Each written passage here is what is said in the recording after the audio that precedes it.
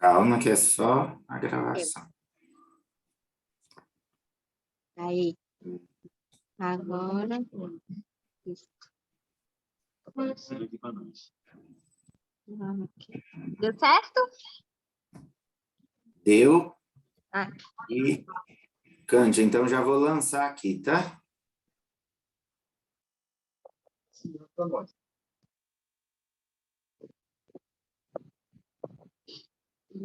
Deixa eu ver, eu tô aparecendo de rostinho? Não. Aqui.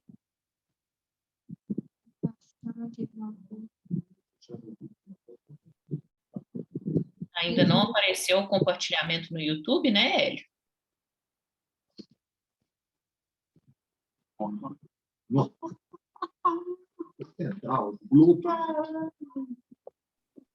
Boa noite a todos, então sejam muito bem-vindos a mais uma PEC. Hoje, a PEC, o nosso anfitrião será o serviço do Hospital das Clínicas da Universidade Federal do Triângulo Mineiro, e eles vão apresentar para a gente o tema, o papel do coloproctologista no acompanhamento pós-cirurgia oncológica. Quem vai apresentar o caso clínico é a doutora Ana Paula Braga, que é residente do 2º ano do Hospital das Clínicas da Universidade Federal do Triângulo Mineiro, e quem vai ser o apresentador vai ser o doutor Emerson Wood, que ele é coordenador da residência médica de coloproctologia do Hospital das Clínicas da Universidade Federal do Triângulo Mineiro, mestre em biopatologia pela Universidade de Uberaba e doutor em patologia pela Universidade Federal do Triângulo Mineiro. A palavra é de vocês. Fiquem à vontade para compartilhar a tela.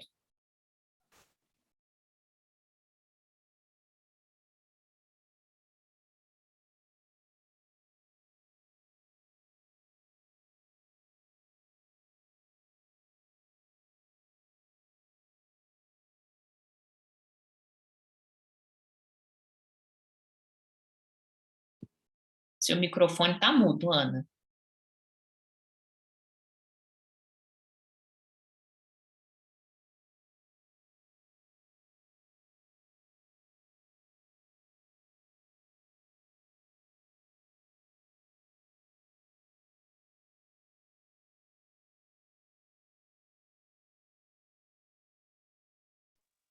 Oi?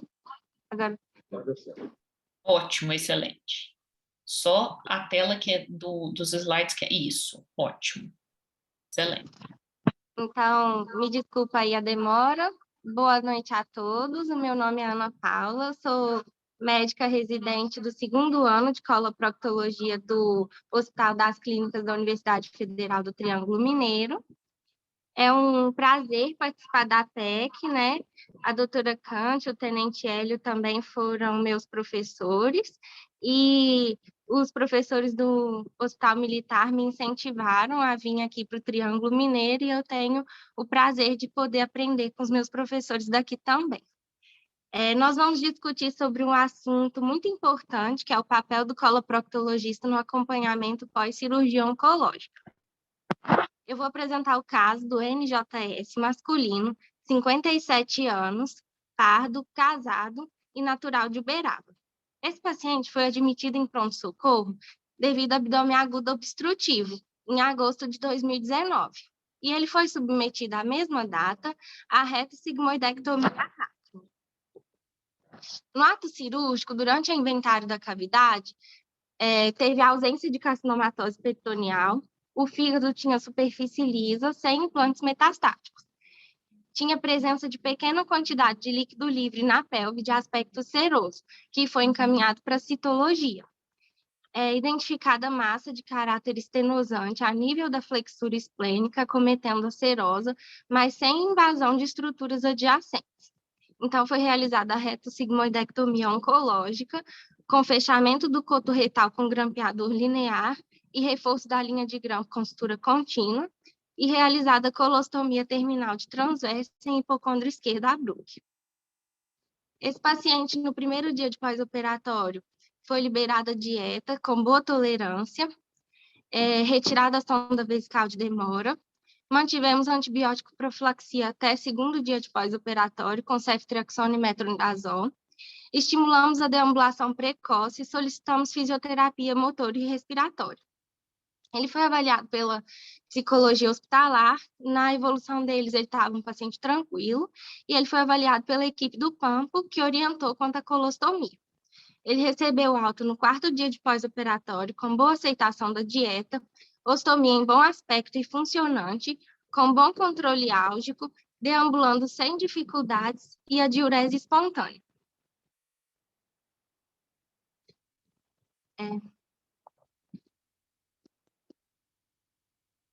De comorbidades, esse paciente tinha catarata bilateral e nefropatia crônica direita. Não tinha nenhuma medicação de uso crônico, negava tabagismo e etilismo. De antecedentes pessoais, ele tinha uma cirurgia ortopédica em joelho há 15 anos e negava história familiar de neoplasia. No anátomo patológico, veio o adenocarcinoma do tipo intestinal, de cólon de baixo grau, moderadamente diferenciado, invadindo toda a parede em mesocólon e ultrapassando a serosa e causando acotovelamento do colo e aderência em alça colônica adjacente, sem invasão angiolinfática e perineural. 25 linfonodos foram dissecados e nenhum foi comprometido, e as margens cirúrgicas eram livres. O estadiamento patológico, então, foi T4N0. A análise do líquido acídico que foi colhido durante a cirurgia, aí a gente vê a bioquímica. Infelizmente, a citometria e a citologia não conseguiu ser realizada por presença de coágulo na amostra. A avaliação da oncologia clínica estadiou esse paciente como estadiamento 2, só que um paciente de alto risco, por ter abdômen agudo obstrutivo e ser um tumor T4. Não foi avaliada a pesquisa de instabilidade microsatélite. Então, foi indicada a quimioterapia adjuvante com 5-fluoracil e leucovorin, de semana 1 a semana 6, a cada 8 semanas por 3 ciclos, que finalizou em março de 2020. Aqui nós vemos o CEA desse paciente, desde o pré-operatório e acompanhamento pós-operatório, cerca de 3 em 3 meses, com algumas variações, e nós vemos que o CEA teve poucas oscilações, mas mantendo-se sempre mais ou menos o mesmo valor. Esse paciente realizou uma colonoscopia em 6 meses após da cirurgia dele. Nessa colonoscopia, o aparelho viu até 20 centímetros da borda anal, viu presença de uma mucosa de aspecto de desuso. E o resto do cólon, que foi avaliado pela ostomia até o ilho terminal, não tinha alterações. Depois, nós vamos ver que ele foi submetido à reconstrução de trânsito. E depois dessa reconstrução de trânsito, ele fez uma nova colonoscopia, há cerca de 1 ano da primeira colonoscopia dele. E nessa colonoscopia, a gente viu a anastomose ampla, pérvia e sem sinal de recidiva tumoral. De exames de imagem, esse paciente, quando ele foi admitido no pronto-socorro, encaminhado pela UPA, ele tinha uma tomografia de abdômen de um serviço externo, falando desse tumor em ângulo esplênico, com intensa distensão de cólon a montante, compatível com oclusão intestinal, tinha pequena presença de líquido livre, nefropatia crônica e o rim esquerdo vicariante. Mas foi optado, durante a internação, solicitar novas tomografias para poder fazer de tórax e para a gente ter a tomografia com laudo aqui do nosso serviço. O tórax não teve nódulos suspeitos e no abdômen, aí tá falando do pequeno pneumoperitônio, mas era compatível com pós-operatório, né? E também viu pequenos linfonodos retroperitoneais junto à aorta. Esse paciente repetiu uma nova tomografia cerca de 9 meses depois dessa tomografia e durante a internação. O tórax continuou sem lesões suspeitas e aqueles linfonodos retroperitoneais permaneceram inalterados. No acompanhamento pós-operatório desse paciente, foi optado por fazer raio-x de tórax e ultrassom de abdômen em 3 meses dessa tomografia aí. E nesses exames não teve alterações secundárias. Depois de mais 4 meses do raio-x de tórax e ultrassom de abdômen, ele fez uma nova tomografia. E a nova tomografia, além dos pequenos nódulos, dos pequenos linfonodos retroperitoneais inalterados, nessa aí também falou de alterações degenerativas na coluna e cicatriz cirúrgica na linha média de aspecto habitual. Ele fez novos exames em 4 meses de raio-x de tórax e ultrassom de abdômen. Depois o Dr. Emerson vai explicar. E, novamente, sem alterações sugestivas de secundárias. E finalizando agora em julho de 2021, após 3 meses desses raios-x e ultrassom, ele fez novas tomografias e os linfonodos retroperitoneais estão se mantendo inalterados e o tórax sem lesões suspeitas. Esse paciente, depois de 3 meses que ele terminou a quimioterapia adjuvante, ele foi submetido a uma laparotomia para reconstrução de trânsito. A gente fez uma anastomose colo-retal término-terminal grampeada, com manobra do borracheiro e posicionado o dreno em pelve. Anátomo patológico, bordas de cólon e reto, com transição cutâneo-mucosa do intestino grosso, com erosão da mucosa e inflamação crônica inespecífica leve. Muito obrigada pela atenção de todos. Agora eu vou ceder o espaço para o Dr. Emerson poder apresentar a aula dele.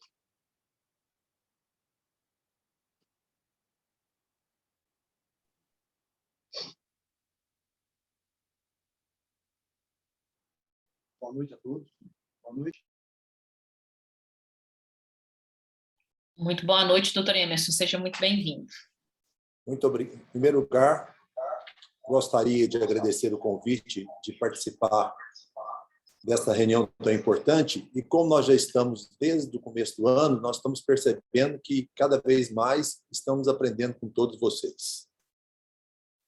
Eu vou inicialmente, então, compartilhar meu vídeo, minha tela. Eu espero que entre aqui. Vamos ver. Cadê meu coisa? Boa pergunta, hein? Deixa eu ver o PowerPoint aqui. Deixa eu mandar aí. Espera aí que eu vou mandar o PowerPoint aqui. Começar e começa.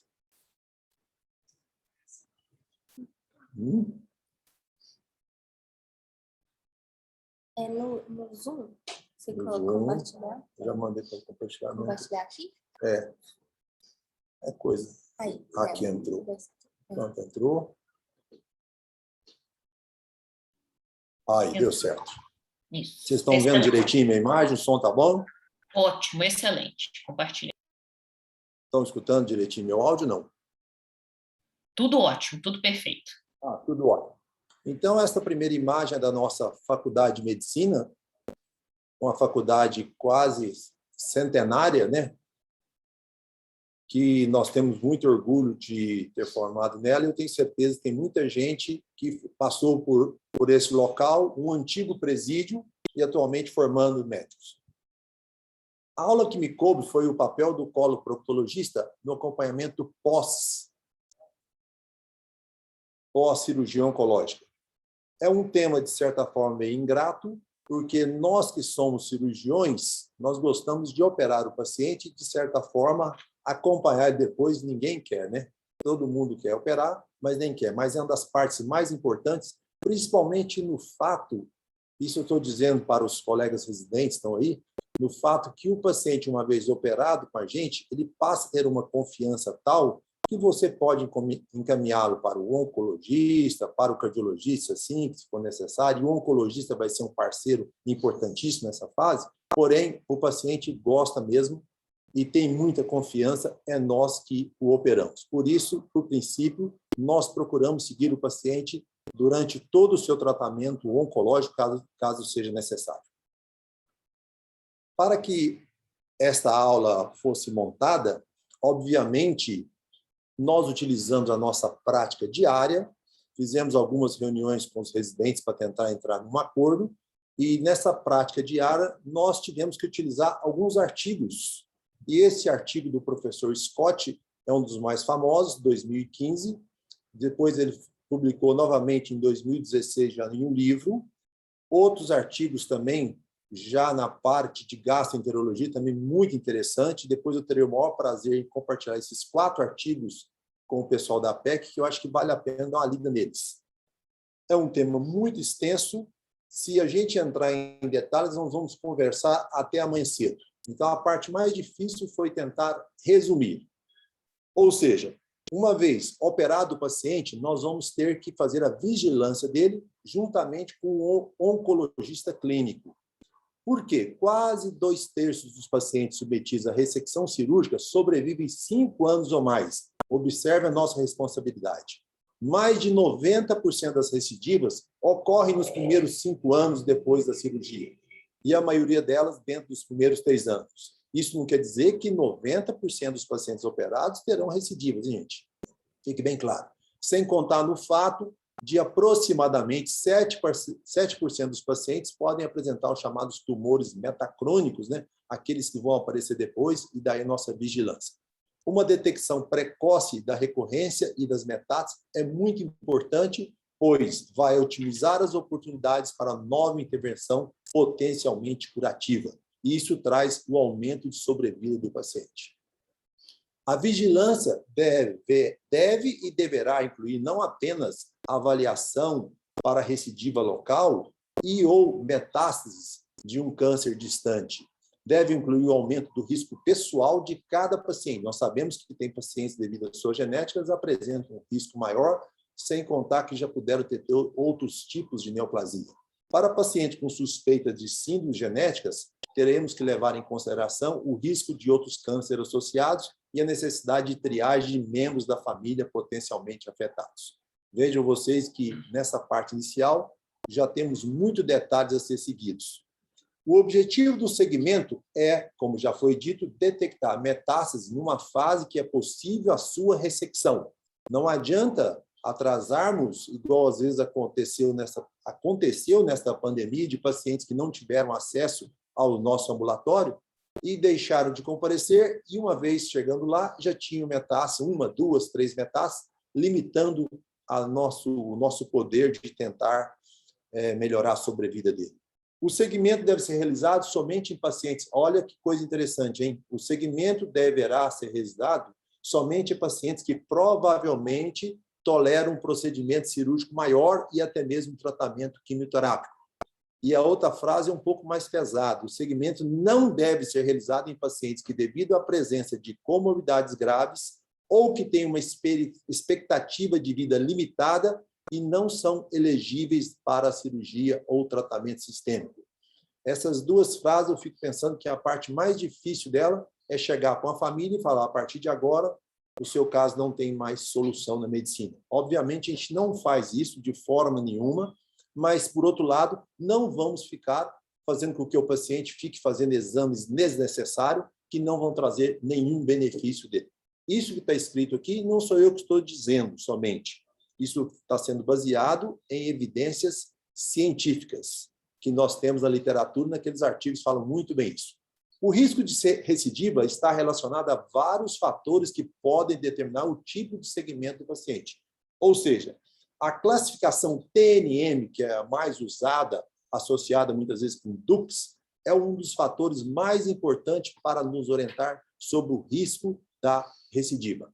Então, para recordar, eu sei que todo mundo já sabe isso de cor, e como é uma aula para residentes em formação, vamos recordar um pouquinho da classificação TNM, onde eu tenho o TX sem tumor, o T0, que não evidencia tumor, o X, aquele carcinoma in situ, né? Aí nós começamos com o T1, onde o tumor invade a submucosa, ou seja, um tumor bem localizado. O T2, tumor invade a muscular própria. Eu quero chamar a atenção para T1 e T2, que esses aí também são incluídos no estágio 1 da doença e, obviamente, o segmento muda. Por isso que eu estou chamando atenção para isso. Um tumor T3 já está invadindo um pouco mais, o T4 invadindo órgãos adjacentes e assim por diante. Aí vem as subclassificações, que não vem o caso a gente ficar discutindo com detalhes aqui. O N, onde nós temos o NX, né, que não sabemos se existe metástase ou não, o N0 sem a presença de metástase. O N1, isso que eu acho interessante, 1 de 3 linfonodos regionais estarão presentes, e o N1 tendo as suas subdivisões, e o N2 4 ou mais regionais nódulos. Vocês vão perceber que para o estadiamento dos pacientes também é usado o N. Então, quando eu citar lá para frente que pacientes do estádio 1, muitas vezes pela literatura e vários artigos dizem que eles não necessitam de segmento, isso é uma coisa que nós teremos que ponderar muito, que nós sabemos que em alguns momentos exames anatopatológicos, quando são revisados, acabam encontrando aquele nódulo que não foi encontrado no exame anterior. A presença de metástase também é importante, onde nós vamos discutir se tem uma metástase, 2, assim por diante. E o M0, a ausência de metástase. Tudo bem, essa classificação TNM foi colocada justamente para que nós chegássemos no estadiamento, que é na coluna 4 aí do paciente, onde vocês podem notar que, mesmo sendo T1 e T2, o paciente ainda cai no estádio 1, porque não apresenta nódulos ou metástase, mas esses nódulos podem e poderão aparecer numa revisão de lâmina, caso seja necessário. Já partindo para o T3, T4, assim por diante, nós vamos cair nos estádios 2 a 3, que são aqueles que a literatura mais indica segmento de perto do paciente. O estádio 4 também tem uma tendência mais atual de ter segmento, sem dúvida nenhuma. Eu coloquei esse grau de recomendação aqui, nível de evidência, porque neste trabalho do professor Scott, ele cita muito isso, ele fala muito em grau de recomendação, em nível de evidência, onde cada vez mais, né, os estudos científicos randomizados vão tendo mais importância, principalmente deixando o achismo de lado. Então, por isso, o grau de recomendação em nível de evidência ele tem que ser considerado, onde nós vemos os graus, o A1, 2 e 3, onde já tem que termos resultados, sem dúvida nenhuma, através de ensaios clínicos, trabalhos científicos e assim por diante. Até mesmo do B, com a sua revisão sistemática. Então, muitas vezes, o grau de recomendação é dado nesses casos. Com relação a recomendações da vigilância, olha que interessante. Paciente em estádio 2 a 3 que foram submetidos à ressecção com intenção curativa de câncer de colo reto, com quimioterapia neoadjuvante ou sem. Eles necessitam de uma vigilância constante. A intensidade dessa vigilância deverá ser ajustada de acordo com fatores específicos do tipo de tumor, diferenciação celular, do paciente, do estado geral, como nós já discutimos anteriormente. Então, o que tem recomendação de vigilância? Estádio 2 a 3, principalmente. Vamos colocar um exemplo de uma paciente que ela foi operada 2 anos atrás e no seu estadiamento a gente encontra na foto do lado esquerdo uma suspeita de metástase que foi confirmada numa laparotomia dela. Essa metástase localizada era única, vocês podem notar que ela estava em cima de grandes vasos. Nós intervimos nessa paciente com o pessoal da vascular e, por sorte, ela conseguiu ressecar todo esse tumor. Ou seja, com o segmento dessa paciente, segmento de perto através de tomografia, CEA, etc., que eu vou citar para frente, nós conseguimos tentar manter uma qualidade de vida ou sobrevida maior da paciente. Não podemos deixar de fazer exames. Agora, já esse caso nos pacientes com estádio 4, que foram submetidos à ressecção com intenção curativa, com quimioterapia neoadjuvante ou sem, devem ser colocados nos protocolos de vigilância.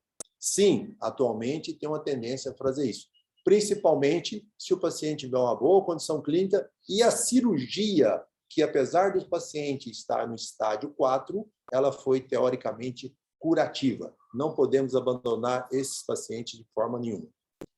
É igualzinho a gente pega uma situação difícil, a gente pega um paciente com tumor de colo direito, com essa mucina espalhada em toda a cavidade abdominal, com pseudomixoma peritoneal. Como que nós vamos chegar para a família? Essa paciente é um paciente de 47 anos, chegar para ela e dizer, a partir de hoje você não vai precisar mais fazer nenhum segmento oncológico, a sua doença teoricamente não tem cura.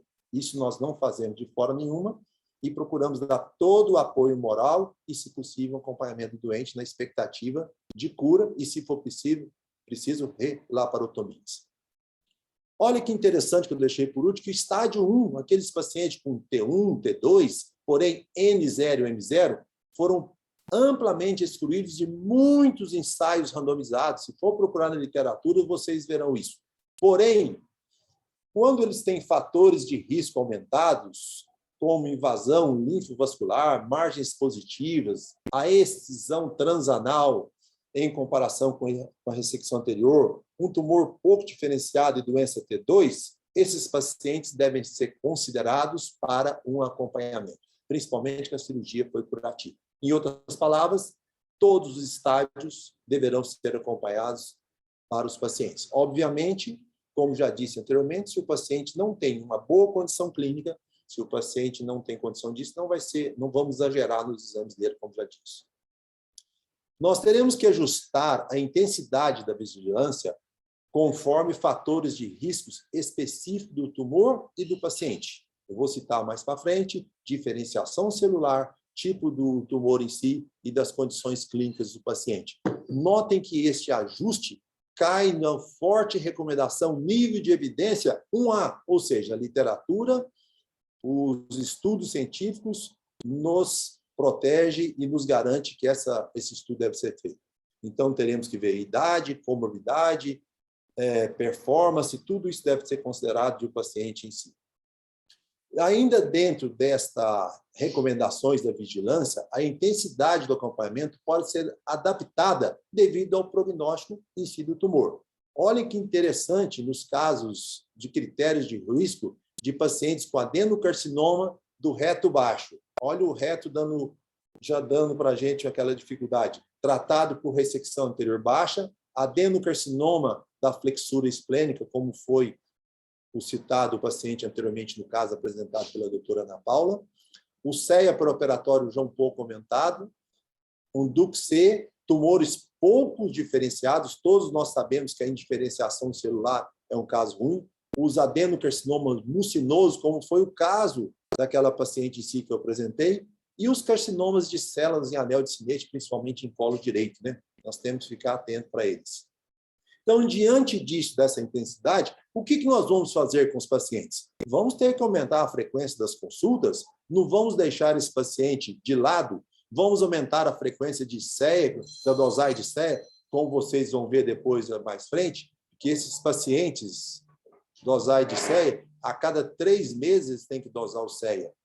Os pacientes deverão fazer raio-x de tórax nos intervalos entre tomografias, muitas vezes, para não ficar tomando muita radiação. E o ultrassom, o velho ultrassom de abdômen total, também poderá ser feito nos intervalos entre as tomografias. Principalmente que quem já fez tomografia um dia sabe que a presença da tomografia, aquele nível de radiação, o uso daquele contraste venoso acaba deixando o paciente um pouco inseguro.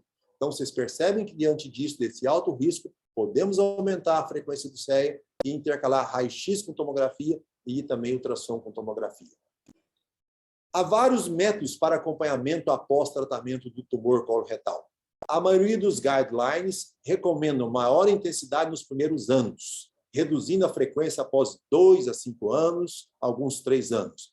Porque 80% das recorrências são detectadas em 3 anos até 95%, evidenciado em 95% em 5 anos. Ou seja, não podemos deixar de pedir o paciente para fazer retornos, segmentos e assim por diante.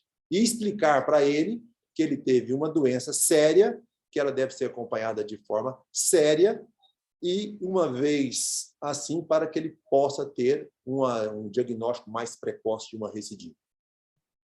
Os exames de imagem, até já foram citados anteriormente, fazemos o quê? A ultrassonografia, nós temos bons médicos que fazem ultrassom, tanto na cidade de Uberaba, na nossa faculdade, raio-x de tórax, exames de tomografia, dosagem do antigo e famoso CEA e a nossa tradicional colonoscopia. Tudo isso vai ser levado em custo-benefício. O custo-benefício é principalmente quando se fala em PET scan. Vocês vão perceber que muitas vezes o PET não é um consenso de usar ou não, tem um gráfico mais para frente que vai mostrar isso. E se o paciente, tendo uma vigilância mais de perto, ele, consequentemente, ele vai ter um acompanhamento, vai ter uma maior sobrevida e, consequentemente, nós teremos uma maior vigilância de acordo com o seu estadio e prognóstico. Então, como já foi citado, mais frequentemente no estágio 2 e 3, Consulta e CEA a cada 3 a 6 meses. Nós gostamos inicialmente, principalmente no primeiro ano, a cada 3 meses. Não custa nada dosar um CEA a cada 3 meses. Se der, às vezes, 6 no máximo, mas nos primeiros 2 anos. Após 2 anos, podemos passar para os seus 6 meses. O importante é não deixar de acompanhar o paciente até 5 anos. Então, estou falando, primeiros 2 anos, 3 em 3 meses, o paciente terá que ir na consulta, e pelo menos a dosagem de CEA. E após 2 anos, a cada 6 meses, até completarem os seus 5 anos. Tomografia de tórax e abdômen total, pelo menos anual. Não deixar. Se caso o paciente oferece uma certa insegurança, está mais preocupado, a gente associa, como foi citado, um raio-x de tórax no intervalo, um ultrassom de abdômen, mas não deixar de fazer as suas tomografias. Esse gráficozinho, a tabela é gigante, que tenho certeza que nós não vamos conseguir entendê-la tudo isso, mas o mais importante, eu coloquei essa tabela, porque ela vem mostrar tudo que eu citei em cada slide, onde vocês vão percebendo aqui, onde está marcado nessa coluna, nessa em vermelho, onde tudo que nós citamos está no trabalho, principalmente do professor Scott, onde ele coloca tudo isso. Essa tabela vai ser encaminhada para vocês, juntamente com o artigo, e volta a discutir com vocês aqui, para vocês verem o PET-scan, não recomendado pela maioria dos estudos. Isso aí tem uma série de estudos mostrando estudos europeus e assim por diante. Nós colocamos para separar os estudos da Associação Americana, da American Society. Vocês estão vendo que interessante? E a colonoscopia? Quando vamos fazer a colonoscopia? É uma das perguntas que os pacientes sempre nos perguntam. Doutor, eu operei e voltei a fazer colonoscopia. Sim, sempre. Pelo menos um ano após a ressecção cirúrgica com intenção curativa para pacientes com câncer coloretal. Olha o que eu coloquei. Nos estádio 1 a 4. 1 a 4, o paciente deverá fazer a sua colonoscopia. Obviamente, se o paciente está totalmente curado, alguns estudos dizem que não precisa fazer segmento. E no estádio 4, se ele não tiver condições clínicas, ou mesmo no estádio 2 e 3, sem condições clínicas, vamos fazer colonoscopia deles. A colonoscopia subsequente deve ser realizada a cada 3 a 5 anos, dependendo dos achados do primeiro exame no pós-operatório. Ou seja, se o primeiro exame já der algum pólipo residual, ou até mesmo nós tivermos a surpresa com um tumor metacrônico, ele vai para a cirurgia e vai voltar no estudo para praticamente a fase inicial. E olha que interessante uma coisa que é sempre questionada. Em caso de avaliação incompleta do colo antes da cirurgia, pacientes com tumores obstrutivos, quando fazer a colonoscopia? A colonoscopia inicial de segmento, ou seja, aquela pós-operatória, deve ser realizada no máximo 3 a 6 meses. Nós não gostamos muito de realizar essa colonoscopia em 2 situações. Nos primeiros 30 dias, que a gente tem uma anastomose, muitas vezes, em uma fase muito inicial. E a colonoscopia intraoperatória, a experiência que a gente teve também não foi boa. Por quê? Praticamente todas as nossas cirurgias de colo são feitas por videolaparoscopia, ou seja, barriga fechada. Fica difícil você passar um colonoscópio intraoperatório e muitas vezes contamina o paciente e assim por diante. E às vezes esses pacientes eles não vão para até mesmo uma anastomose, né? Eles vão com uma cirurgia de colostomia terminal. Então, resumindo, se não conseguiu realizar a colonoscopia completa antes da cirurgia, não podemos deixar de fazer ela bem mais precoce do que conforme citado no primeiro parágrafo, que é 1 ano. Essa colonoscopia vai ser feita 3 a 6 meses após a conclusão após a conclusão da terapia adjuvante. Nós fazemos a colonoscopia 3 meses, não esperamos completar a terapia. Notem vocês que é uma forte recomendação tudo que foi dito, com nível de evidência 1B, ou seja, estudos científicos randomizados e concretizados recomendam, sem dúvida nenhuma. E a retossigmoidoscopia, que já foi objeto de discussões aqui, quando nós vamos fazer esse exame, se ao realizar uma retossigmoidoscopia, por que não partimos direto para um exame de colonoscopia completa? Obviamente, todos sabem que uma retossigmoidoscopia flexível é um exame muito mais tranquilo de ser feito. Então, ela é recomendada com ou sem ultrassom endoretal. Então, ultrassom endorretal, ele não quer dizer que ele te obriga a ser feito sempre. Muitas vezes tem locais que não tem ultrassom endorretal com aquela sonda 3D. Então, voltando, é recomendada a retossigmoidoscopia com ou sem ultrassom em todos os pacientes que tenham sido submetidos à ressecção curativa com anastomose de câncer de reto, principalmente reto baixo. O exame deve ser realizado a cada 6 meses. Vocês viram que a colonoscopia, se ela foi completa anteriormente, depois de 1 ano, 6 meses a 12 meses, durante 3 a 5 anos, para quem foi submetido à ressecção anterior baixa do reto.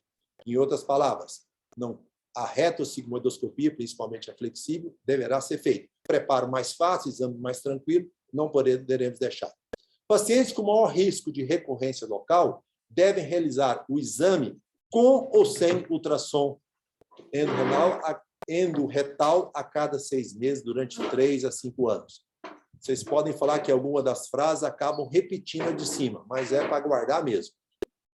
Então, o que eu acabei de dizer está na continuação da tabela 34.1 que eu disse anteriormente, ou seja, todos os estágios deverão ser seguidos e assim por diante, citando a retossigmoidoscopia e assim por diante. Eu coloquei a tabela justamente para mostrar para vocês que nós estamos baseando em estudos científicos.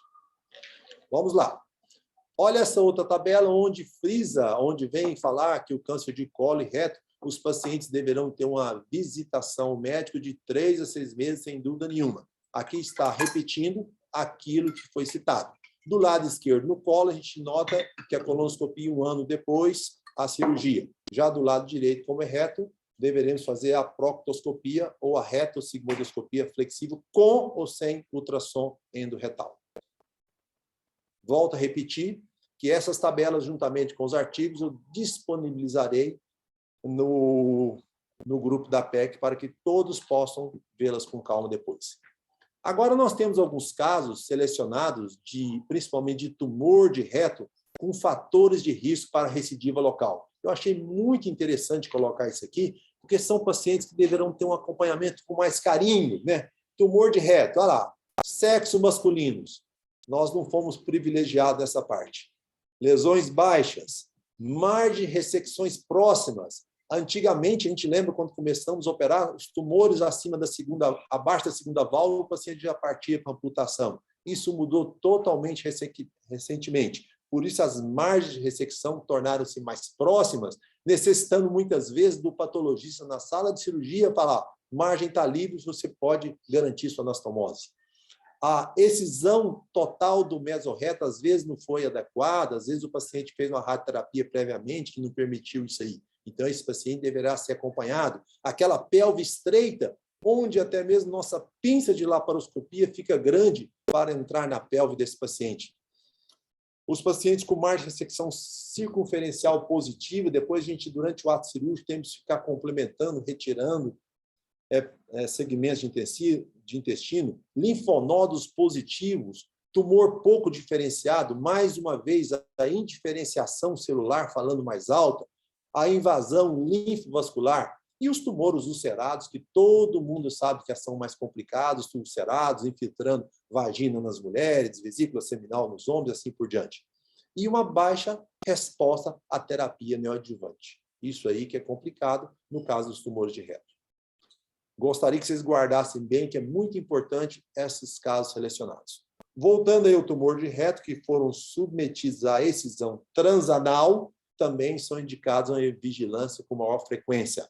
Aí, no caso deles, como eles são baixos, mais uma vez, repetindo, retossigmoidoscopia, preferencialmente a flexível. Se não tiver flexível, vamos ao famoso retossigmoidoscópio rígido, a cada 6 meses, por 3 a 5 anos, com ou sem ultrassom endoanal. É importante que essa retossigmoidoscopia nos dará, muitas vezes, a presença de recidiva precoce. É um nível de evidência 1, apesar de se for C. Então, está valendo muito bem. E agora entramos numa outra parte, que é onde nós temos os pólipos malignos, né? Eu creio que é um termo até... A gente fica até preocupado de citar um pólipo maligno. Então, se ele é maligno, é um pólipo, o paciente deverá ir com a ressecção de intestino. Mas não é bem assim, não. O que é um pólipo maligno? É aquele pólipo que ele deu a presença do adenocarcinoma dele. E pólipo que já teve indicação de ressecção endoscópica, obviamente, depois que foi ressecado, que soube disso. Então, esse autor, o Reddit, ele fez uma classificação que vai de 1 a 3, eu vou recordar a classificação para vocês mais para frente, em adenocarcinomas no pólipo bem diferenciados, margem de ressecção maior do que 2 milímetros, é aí que nós teremos que ter um patologista muito bom nos ajudar, e se der para ressecar esse pólipo sem eletrocautério, ficaria melhor ainda. O duro é ter coragem de, muitas vezes, em pólipos maiores, nós não usarmos eletrocoagulação. E a ausência de invasão linfovascular e a ausência do famoso tumor budding, que são aquelas células espalhadas na margem que pode acontecer. Esses casos que não atenderem, tirou o pólipo e não atendeu essas classificações acima, esses pacientes deverão caminhar para uma colectomia. Eu sei que é uma das angústias que nós temos quando você resseca um pólipo através de uma endoscopia e vê uma suspeita de malignidade ou confirma a malignidade, e aí que nós temos que chegar para o paciente e discutir com ele. Vai ser operado? Nós vamos te operar ou não? Então, nós temos na literatura dados que nos garantem tratar clinicamente ou não esse paciente e esperar um pouco mais. Então, olha a classificação do Reddit, que é colocado em 1985. Já tem algum tempo que esse autor propôs essa classificação, onde a gente nota o nível 0, aqui a gente vê direitinho o nível 0, onde o paciente tem um carcinoma somente in situ, né? O famoso carcinoma in situ, esse não tem muitas vezes dúvida. Mas quando nós temos carcinoma ultrapassando a muscular da mucosa ou até a submucosa, limitado à cabeça do pólipo, como vocês podem notar aqui, a gente já fica um pouco mais tranquilo. Assim, tranquilo, já começamos a ficar não tranquilos. O nível 2, invadindo o colo do pólipo, e o nível 3, com invasão de qualquer nível do pedículo do pólipo. É aí que tem que entrar um patologista muito bom. Nós temos que discutir muito isso com o paciente, dizer que a literatura me autoriza a fazer isso, porque já vimos pacientes com esses casos, da gente tentar segurar o paciente, bem depois de algum tempo, com metástase espalhada. Então, temos que tomar muito cuidado nesta conduta conservadora da presença de adenocarcinoma em pólipos. A gente tem muito medo disso, e muitas vezes nós vamos no nível 1, 2, de qualquer forma a literatura permite até o 3. Depois eu gostaria que os colegas comentassem a experiência deles nisso, porque não tenha dúvida que isso aí, a gente está com o paciente no ambulatório, faz uma colono, vê um pólipo com adenocarcinoma. E daí? Vamos fazer o quê? O paciente vai para uma colectomia? O paciente vai ser tratado conservador? Obviamente, vai ter que colocar na balança vários fatores, idade e diferenciação, como nós já fomos citados anteriormente. E olha que interessante, isso aí tem que ser dito, porque muitas vezes a colonoscopia não é feita pela gente. Se a colonoscopia for feita em outro serviço, e isso já é de praxe, aqui em Uberaba praticamente a gente não tem esse problema, durante a colonoscopia, qualquer pólipo com suspeita de malignidade, através dos corantes, através da magnificação de imagem que eles muitas vezes usam, a gente já deixa avisado o colonoscopista para realizar a tatuagem ressecção do local do pólipo. Essa tatuagem tem dois fatores. Se nós optarmos por tratamento conservador daquele pólipo sem cirurgia, uma nova colono que vai ser feita 3 a 6 meses depois, vai localizar o local. Agora, vamos supor que o pólipo foi retirado, não foi tatuado e veio com adenocarcinoma.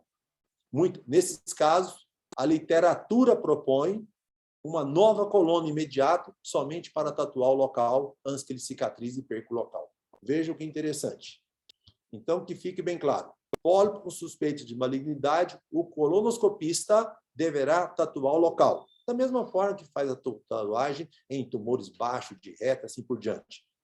Um pólipo com a cirurgia aberta, nós não conseguimos palpá-lo. Obviamente, em um local onde foi retirado, jamais saberemos. Então, a tatuagem tem que fazer parte da colonoscopia.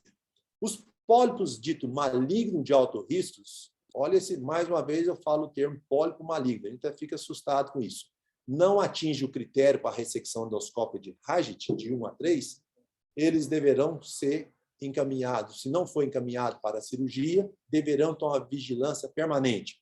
Volto a repetir que eu tenho muito medo dessa vigilância em pólipo com adenocarcinoma. Por isso, mais uma vez, gostaria da opinião dos colegas para que a gente possa ter uma conduta nisso. Agora vem o rastreio. O paciente vem, faz um diagnóstico de câncer coloretal, aí que nós vamos dizer para os familiares, vamos ter que seguir, vamos ter que te acompanhar. Então, aquela história familiar positiva, particularmente em parentes de primeiro grau, aumenta o risco de desenvolver câncer coloretal. Parente de primeiro grau, filhos e pais, e assim por diante, avós, para os pais, obviamente, são parentes de primeiro grau. Nós, por princípio, irmãos e um parente mais próximo, a gente acaba investigando, sugere ao paciente, e atualmente, com a literatura disponível na internet, os pacientes já cobram isso da gente. Olha, doutor, o meu irmão teve um câncer, eu não vou ter que fazer investigação? Claro que vai fazer. Então, nós fazemos investigação. Agora, quando vai ser essa investigação? Isso aí já é conhecido de todo mundo sabe isso, que a triagem de paciente de primeiro grau deve ser feita a partir dos 40 anos ou 10 antes da idade do diagnóstico. Nas síndromes polipóides, complica um pouquinho mais. Mas o importante é guardar essa tabelinha, que nós vamos até fazer uma questão na prova disso, né, para ninguém esquecer. A genética é importante no câncer coloretal. Nós sabemos que tem serviços de oncologia de intestino grosso, onde, além da patologia, do patologista que trabalha do lado, o geneticista trabalha com você. Porque as síndromes familiares associadas ao desenvolvimento do câncer coloretal, já não existe mais essa dúvida, né? Atualmente, ninguém questiona mais que o câncer hereditário, não somente a PAF, a antiga PAF, hoje nós temos o HNPCC, quando é citado lá embaixo, na síndrome de Lynch. Ou seja, a PAF tem que ser seguida de perto, os pacientes com outras alterações, como a MUT, a polipose juvenil, também tem que ser seguida, o Peutz-Jeghers, a síndrome de Calder e a síndrome de Lynch, mais conhecida de todos nós. E, atualmente, Lynch 2, ampliando mais ainda este segmento. Só lembrando, Lynch, que é o câncer coloretal hereditário não relacionado à polipose, mas o paciente tem pólipos. Não tem aqueles 200, 300, 500 pólipos, mas ele tem pólipos. Nessa mesma genética que nós frisamos, né, que parece que a gente anda, o câncer de intestino anda junto com a genética, nós temos que identificar síndromes familiares, quando já foi citada, associada ao desenvolvimento do câncer coloretal. O rastreio colonoscópio deve ser feito, aumentando a frequência se as mutações, como eu já disse, nós temos que trabalhar com o geneticista do lado, com o patologista, o geneticista e o oncologista, para que a gente possa afastar outras doenças associadas, principalmente quando se fala em câncer coloretal, na síndrome de Lynch, onde nós podemos ter células de câncer renal, células transicionais, células do endométrio, estômago e assim por diante. Temos que acompanhar cada vez mais pela simultaneidade simultânea desses cânceres. Então, vamos concluir que é importante que o coloproctologista conheça o protocolo de vigilância pós-cirurgia oncológica do seu hospital. Nós temos um protocolo que é bastante semelhante a esse da Associação Americana, então não tem muita discussão aqui com a gente, já que é uma escola, nós fazemos parte de uma faculdade, tem residentes, praticamente seguimos esse protocolo. Então, eu conheço o protocolo pós-cirurgia oncológica do seu hospital, para auxiliar o oncologista. O pessoal da oncologia clínica tem reuniões a cada 15 dias com os nossos residentes, nos ajudando demais, nos dando muitas orientações nesses aspectos, nos trazendo drogas mais modernas e assim por diante. Então, concluindo, a auxiliar com o oncologista, no caso de acompanhamento conjunto, e especialmente para os pacientes que receberam alta da oncologia, ou seja, pacientes que recebem alta da oncologia deverá ser acompanhado pelo coloproctologista. Como eu já disse, nós teremos que continuar a nossa vigilância. É papel fundamental o tradicional e consagrado exame proctológico principalmente na vigência de tumor local de reto. Nesse exame proctológico, além da nossa anoscopia, nós acabamos associando uma retossigmoidoscopia rígida, conforme já foi citado anteriormente. A execução e indicação dos intervalos das colonoscopias deverá ser respeitada, e a relação médico-paciente na orientação dos rastreios dos familiares.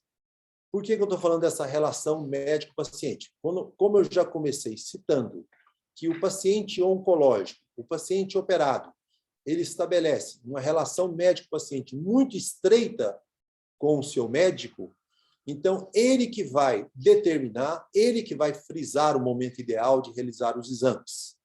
Nós até estamos de criar um aplicativo para começar os pacientes vão chegando no ambulatório, nós vamos colocando nisso e vai ter um aviso para a gente para ligar para os pacientes, avisar para ele na época que ele tem que fazer sua colonoscopia, sua tomografia, dosar o seu CEA, fazer a retossigmoidoscopia. Esse aplicativo está na dependência de um residente aqui que prometeu que ia fazer, mas até agora não conseguiu. Mas estamos trabalhando nisso e assim que nós tivermos alguma coisa, nós vamos compartilhar com vocês para que nós poderemos evoluir e assim por diante. Aqui não vale, essa reunião não é agora, foi outras reuniões que nós fizemos e muito obrigado por todos vocês terem assistido essa aula. Espero ter sido um pouco mais breve, que esse assunto, como disse inicialmente, ele acaba sendo um pouco e muito chato para cirurgiões. Muito obrigada, doutora Emerson. Parabéns à doutora Ana Paula pela apresentação do caso clínico, foi muito clara na apresentação. A doutora Emerson fez um apanhado geral aí de tudo. Já vou passar a palavra para os coordenadores. Hoje quem inicia é a doutora Sinara, coordenadora do Serviço de Coloproctologia do Hospital Ipsen. A palavra é sua, Sinara. Então, boa noite, colegas. Prazer mais uma vez estar aqui nessa reunião. Emerson, parabéns pela apresentação. De fato, como a Cândia falou, você fez uma cobertura excelente, né, de todo o assunto. Parabéns também pelo caso que foi apresentado, muito bom. E é um assunto, como você falou, Emerson, e eu concordo, um pouco chato da gente fazer exposição, mas ele é de extrema importância. Uma importância crescente na medida em que nós temos cada vez um número maior de sobreviventes ao tratamento de câncer de intestino. Então, eu me lembro assim, muito bem de um gráfico da estimativa de sobreviventes nos Estados Unidos em 2030, e é algo assim absurdo e que realmente preocupa do ponto de vista de saúde pública, porque a gente sabe que fazer prevenção e vigilância são coisas que têm impacto muito grande, tanto do ponto de vista emocional quanto do ponto de vista monetário. E cada vez mais os países que têm medicina estatizada têm feito protocolos bem diferenciados, considerando o risco do paciente. Então, nós temos diversos protocolos no mundo todo. Há uns anos atrás, acredito que há uns 4 anos atrás, eu fiz um levantamento exatamente sobre esse assunto e fiquei muito impressionada assim, com a flexibilidade, vamos dizer assim, das condutas. Então, enquanto os Estados Unidos realmente capitaneiam com condutas bem rígidas, com protocolos muito cheios de exames, muito frequentes, cada 3 meses, 6 meses, e colonoscopias anuais e tudo mais, a gente pega na Europa e os protocolos são muito mais enxutos, e eles têm realmente uma preocupação muito grande com a questão de custo. E no Reino Unido, eles têm muito bem estabelecido 3 tracks, vamos chamar assim. Um do paciente de menor risco, que foi operado, que ele tem um prognóstico bom, não se enquadra em nenhum fator de risco, onde ele vai ser acompanhado pelo clínico geral, pelo GP normal na sua comunidade. Tem um nível intermediário, que é aquele paciente que tem uma necessidade maior de acompanhamento, ele tem mais riscos, e tem um terceiro nível, que é aquele paciente fora de possibilidades terapêuticas. E os pacientes, eles se movem entre esses níveis. Por exemplo, se o paciente está lá no nível 1, em algum momento é detectada uma elevação de CEA ou um exame de imagem algo mais problemático, ele passa para o nível 2. E assim como ele está no nível 2, 3, 4 anos depois ele está ótimo, ele passa para o nível 1. E é muito interessante isso, porque a gente vê que, para o paciente, também tem um ônus emocional muito grande ficar fazendo tudo isso, né? Cada vez que ele vai lá fazer exames, e a gente escuta isso muito de todos eles, tem sempre uma expectativa, e se o CEA der alta? E se a minha tomografia der algum problema? Então, tem realmente uma relevância, né? Essa estratificação por risco. Eu lembro que, na época, eu achei isso muito interessante. Deixa eu ver o que mais que eu gostaria de pontuar. Bom, nos Estados Unidos, eles já tinham, nessa época, quando eu fiz o levantamento, uma máxima que é exatamente isso que você mostrou. Quando você sair do seu hospital, peça o seu plano de acompanhamento. Então, cada vez mais nós vivemos a realidade de trabalhar com equipes multissistêmicas, onde tem um oncologista, tem um geneticista, então a gente tem que ter planejamento para trabalhar de forma conjunta. E isso vai depender, claro, de onde a gente está e que tipo de medicina a gente consegue fazer. Dentro do IPSENG, por exemplo, normalmente esse acompanhamento fica a cargo da oncologia. E o paciente vem para fazer as colonoscopias, quase sempre encaminhado pela própria oncologia, mais ou menos na época. Então, a gente não tem essa facilidade, o paciente também está vindo a cada 3 meses, a cada 6 meses, porque não é tão fácil, né? Não é tão acessível a consulta. No particular, a gente acaba tendo uma condição melhor de acompanhamento, mas também é complicado, porque a fonte pagadora pode questionar e cada vez mais a gente está assistindo que eles estão realmente em cima. Então, ter planejamento bem documentado, um protocolo onde a gente se localiza, eu acredito que seja fundamental. Bom, eram essas as considerações, acredito que os colegas terão oportunidade de mencionar outras coisas importantes sobre o tema. Muito obrigada.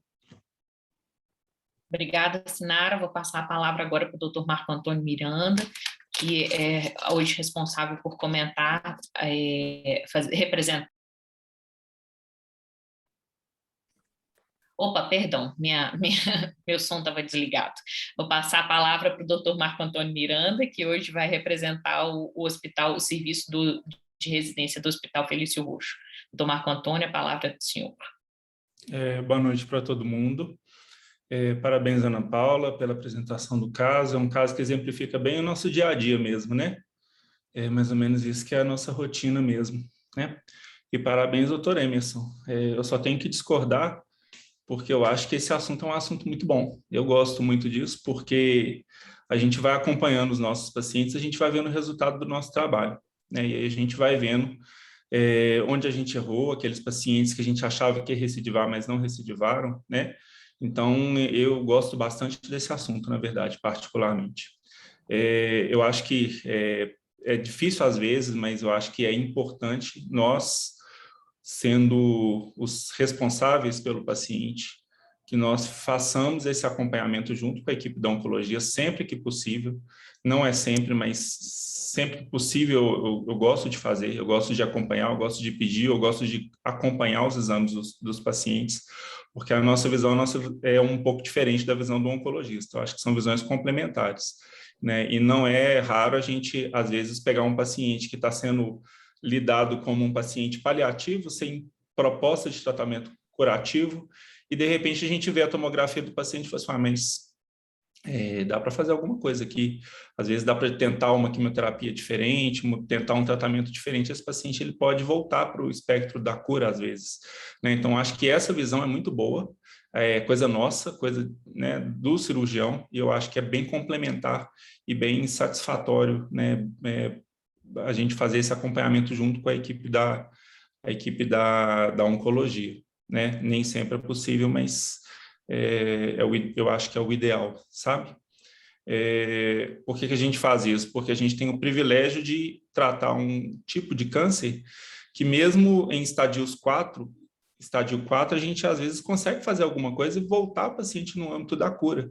E mesmo aquele paciente que tem uma metástase metacrônica, às vezes é uma metástase que a gente consegue mudar a história do paciente, né? Tem um trial inglês de 2014 que eu me guio mais ou menos por ele, que coloca esse acompanhamento trimestral nos primeiros 2 anos, semestral até completar 5 anos, e a chance de você detectar um paciente com uma metástase metacrônica, com possibilidade de tratamento curativo, cirúrgico, é 3 vezes maior.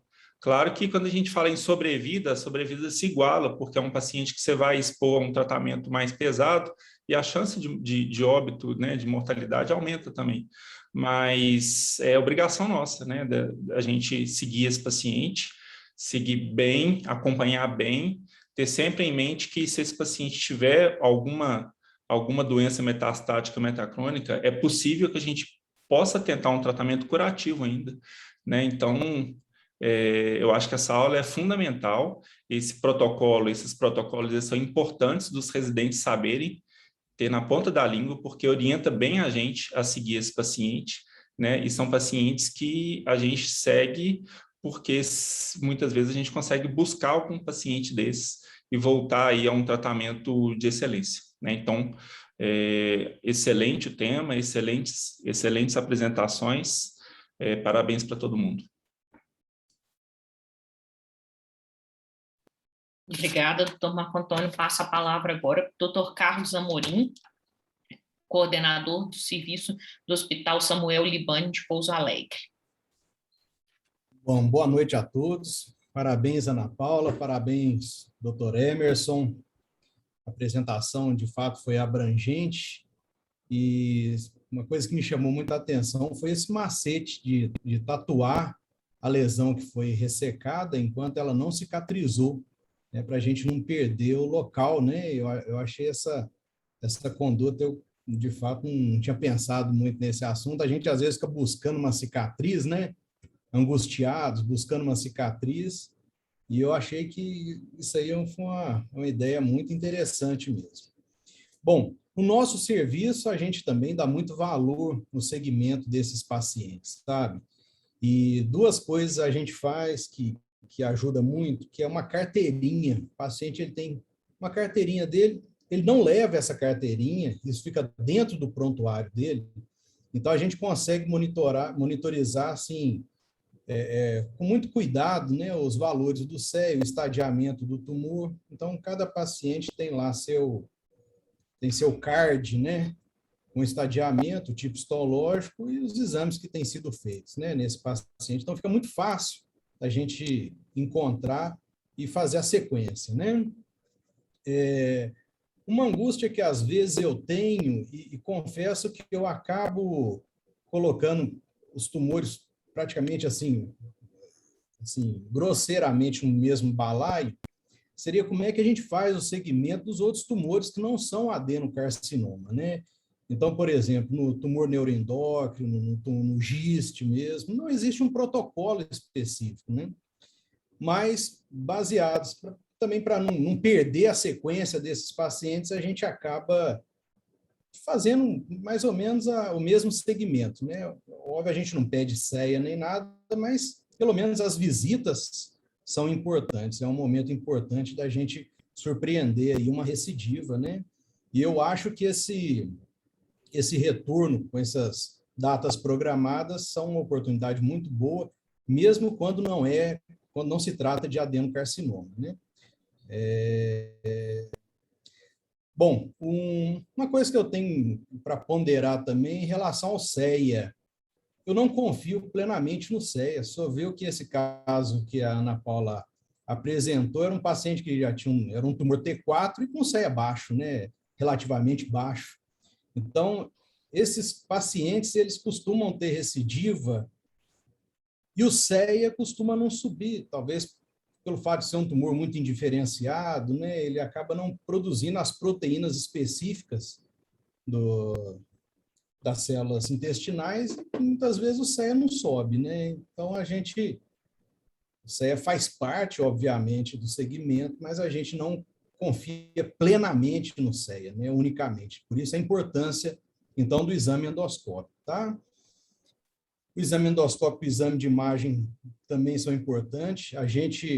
No nosso serviço, a gente aboliu o raio-x e o ultrassom.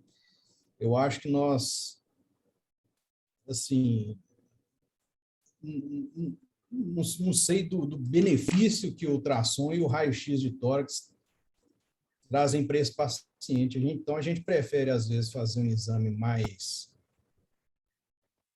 bem definido, né? Uma vez que o ultrassom também é muito dependente e o raio-x também não é de fácil interpretação para aquelas lesões muito pequenas, né? Aqueles nódulos muito pequenos. Então, a gente não tem feito mais raio-x e nem ultrassom. Não sei se está certo ou está errado, mas talvez não é a mesma confiança que o senhor tem no seu radiologista, a gente tem nos nossos aqui da região, né? E outra coisa que eu achei muito interessante, o doutor Emerson falou, é até quando vigiar esse paciente, né? É outra angústia. Às vezes você está vigiando o paciente, você operou esse paciente lá com seus 85, 90 anos de idade, e ele já está chegando numa fase que, enfim, já está no inverno da vida, né? Então, a gente também tem que ponderar isso e ter esse bom senso. Eu achei isso muito interessante também, né? A gente não pode ter esse prurido de uma hora acabar de vigiar, né? Falar, olha, de agora em diante só vai cuidar das outras questões, né? Do coração, do pulmão, né? Doença renal, né? Essas são as prioridades, né? Mas, enfim, são as ponderações que eu queria fazer e agradecer aos colegas e agradecer aos senhores. Aprendi muito hoje. Obrigado. Obrigada, doutor Carlos. Agora eu passo a palavra para o doutor Matheus Massaúde, que vai representar o serviço do Hospital da Santa Casa de Belo Horizonte, para tecer os seus comentários. Boa noite a todos, tudo bem? Primeiro gostaria de parabenizar a doutora Ana Paula, o doutor Emerson, pela apresentação do caso, pela aula em que ele conseguiu abranger todo esse assunto extenso e por vezes maçante, mas de extrema importância na nossa prática diária, né? Gostaria de comentar, assim como o Marco Antônio, que sempre que possível, eu acho que a gente também deve fazer o acompanhamento em conjunto com o oncologista pelas visões complementares e também pelo fato de que senão nós viramos, de certa forma, operadores apenas, né? Ficamos fazendo só a parte mecânica do cuidado com o paciente e não um cuidado mais integrado.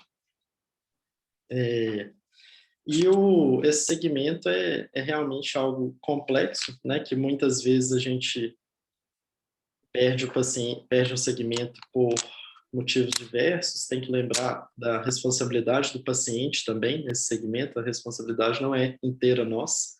Então, a gente tem que orientar o paciente sobre acompanhar, né, nos intervalos adequados, comparecer às consultas e fazer os exames solicitados.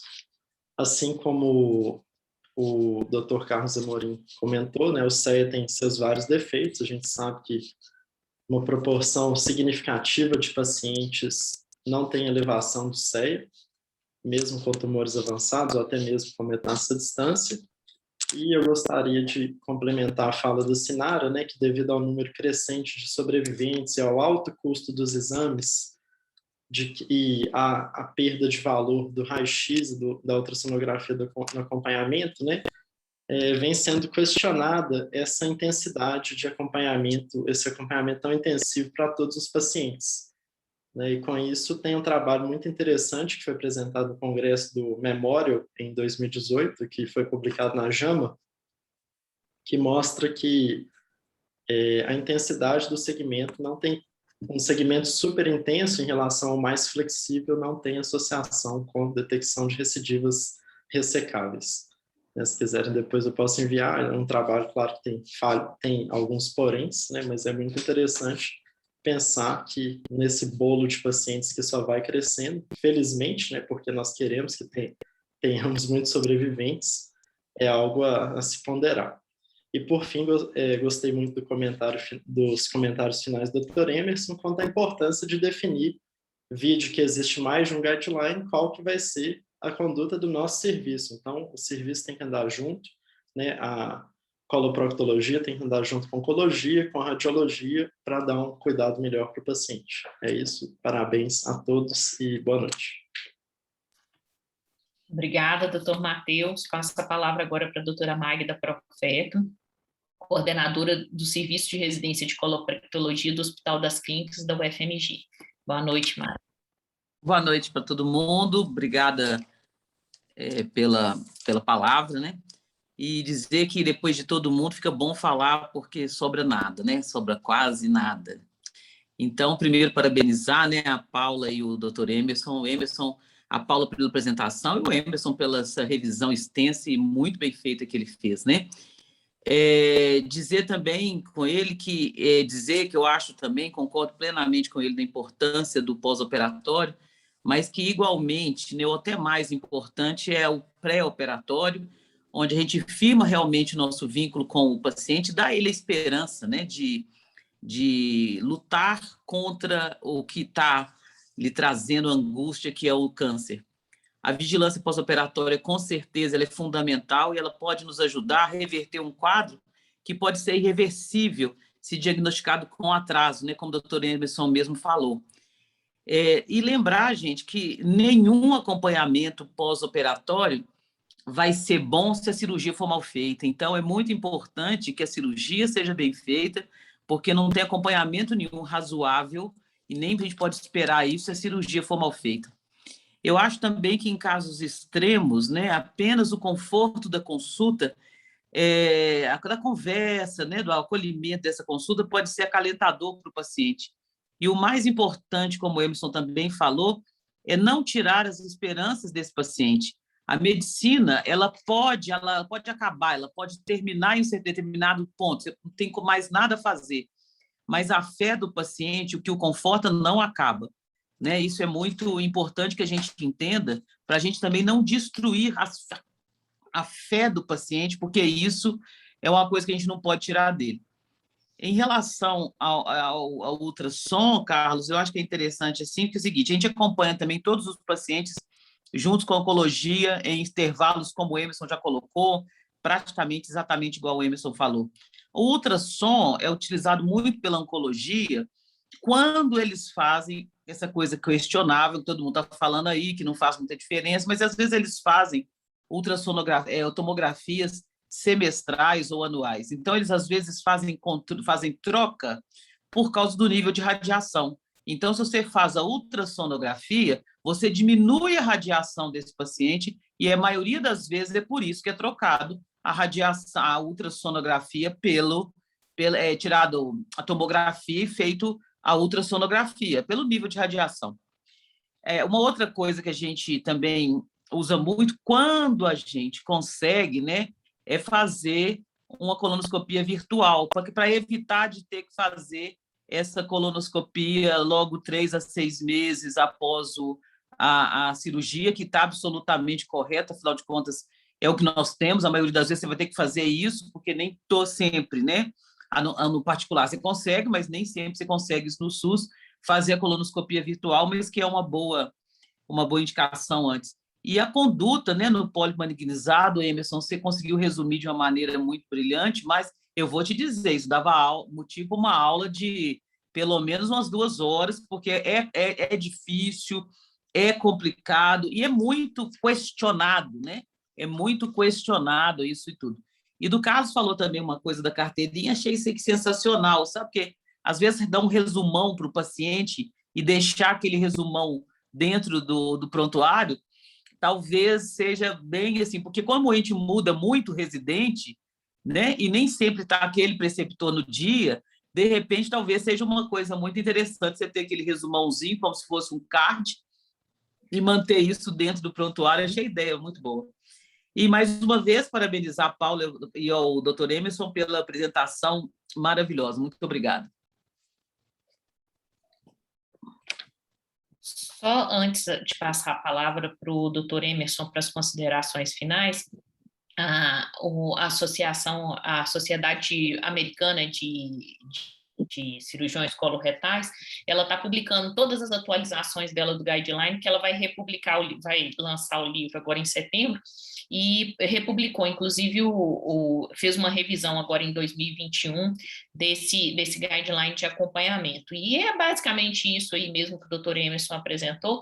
A única coisa que ela acrescentou aí como fator de prognóstico, assim, a estratificação do risco, você só propor um acompanhamento mais intenso dos pacientes que têm um risco aumentado, e o risco aumentado são aqueles critérios que o Dr. Emerson colocou: tumor mucinoso, tumor em célula anel de Synnet, tumor de reto ultrabaixo, a pelve masculina, margem comprometida, e a única coisa que acrescentou de novo aí é o budding.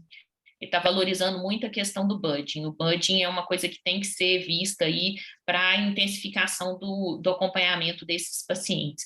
Eu achei realmente muito excelente, e eu concordo mais com o Matheus e com o Marco Antônio, que eu gosto de acompanhar. Uma vez que você opera o paciente passa a ser seu e a família dele inteira. Então, ele quer tudo isso que o Dr. Emerson apresentou na palestra dele. Ele quer que você acompanhe, ele quer que você acompanhe os familiares, e a gente ter conhecimento disso, por mais que muitas vezes a gente precise delegar isso para o oncologista, a gente conhecer o que realmente precisa ser feito é uma coisa bastante importante aí, na minha opinião. Dr. Emerson, quais as considerações finais aí do senhor? Eu acho que praticamente já se falou tudo. Queria agradecer a oportunidade de falar para vocês, agradecer a doutora Magda de falar do pólipo maligno, né, que eu estou usando o termo pólipo maligno, que de fato é muito complicado a decisão da gente. Se vamos partir para uma colectomia ou vamos acreditar somente naquela margem cirúrgica. Isso aí eu acho que tem que ser debate de revisão de literatura e assim por diante, sem dúvida nenhuma. Com relação à carteirinha do paciente, meus residentes têm um método muito prático.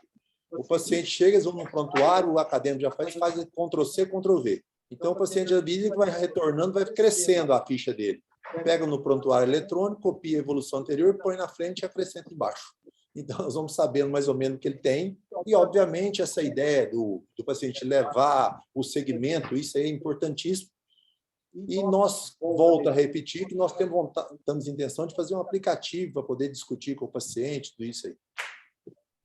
Eu acho que basicamente é isso. Muito obrigado a todos vocês. E não sei se a doutora Ana Paula quer falar alguma coisa. Você quer mostrar o seu resuminho que você faz sempre, né? Aquela mulher gosta de fazer resumo, né? Porque aqui a gente fez justificando o Dr. Carlos, que questionou sobre o raio-x de tórax e ultrassom de abdômen. Aqui o protocolo foi feito junto com a oncologia clínica. E a aula do Dr. Emerson era sobre a sociedade de cirurgiões, mas a sociedade de oncologia clínica preconiza as tomografias semestrais. E para os pacientes de alto risco, eles intercalam as tomografias semestrais, eles intercalam raio-x e ultrassom. Aí eu vou mostrar para vocês o protocolo aqui do hospital, que a gente fez em conjunto.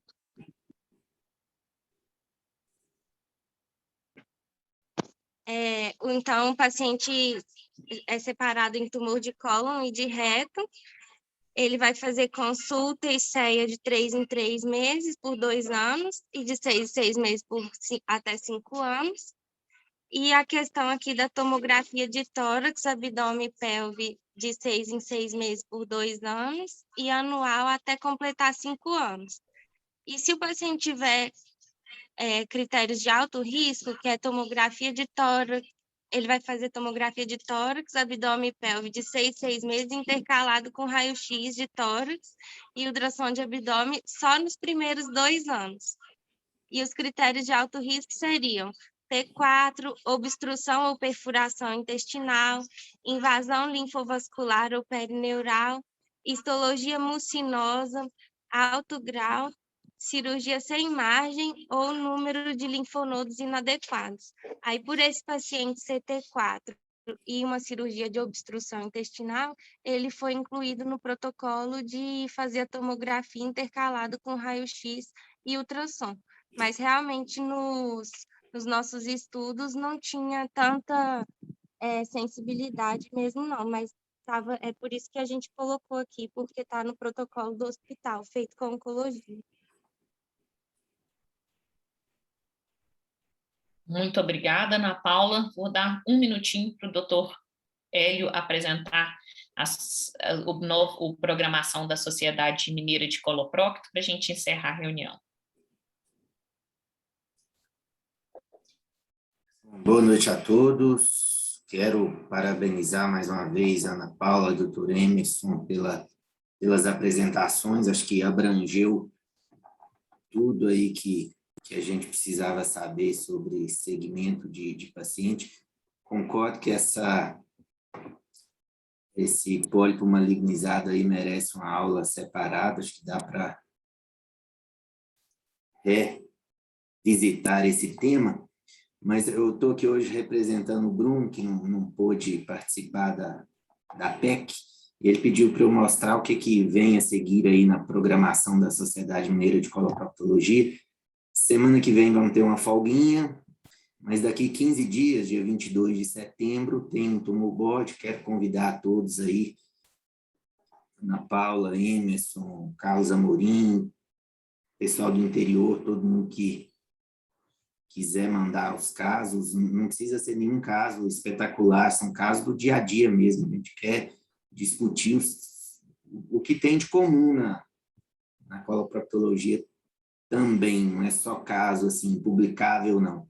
Fique à vontade, pode entrar em contato com o Bruno, comigo, com a Magda, que a gente explica como que apresenta os casos aí.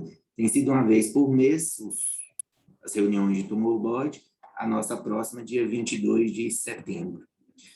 Depois, no sábado, dia 25, vai ter um simpósio de câncer coloretal da Rede Mater Dei de Saúde. A Sociedade Mineira de Coloproctologia está apoiando esse evento, então, se vocês puderem anotar aí, já vai ser o 6º simpósio, os últimos foram bem interessantes. Na semana seguinte, dia 29 de setembro, um SMCP virtual, depois vem PEC de novo, mas eu pus aqui o cartaz de um evento maior, que é de 28, 29 e 30 de outubro, o 11º Seminário Mineiro de Gastroenterologia, Endoscopia Digestiva e Coloproctologia. O Gastrominas, por causa da pandemia, foi reduzido e o evento que teremos esse ano é esse seminário em conjunto da gastro, da endoscopia e da coloproctologia. Estão todos convidados. Então, era isso. Se a Cântia quiser encerrar. Pode encerrar, ele está com você a palavra para encerrar, está encerrada. Parabéns a todos, achei muito produtiva